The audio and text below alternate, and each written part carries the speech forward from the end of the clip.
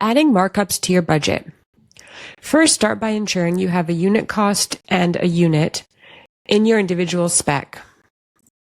In the Details tab, you can come down and assign a quantity by area or a general quantity. Now you've put in your quantity and unit price.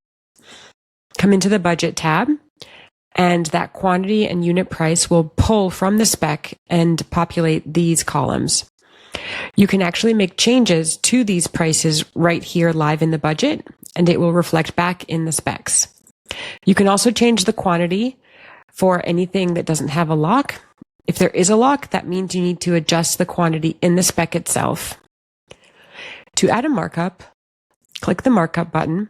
There are two options. You can add an item level markup, which will create a new column, and you can come in and adjust each column item to be a different amount.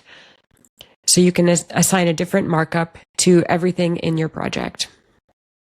It will then show you extended markup, extended sale price, etc. If you don't want to do it that way, you can remove this markup, and you can do a simpler markup where you assign a budget level. This allows you to add one budget level markup to all your items. Now you'll see over here, there's a line item on the right indicating the total markup, and you're not able to edit this column anymore. These numbers will then pull into your reports here when you're ready to do budgets, invoicing, and also procurement.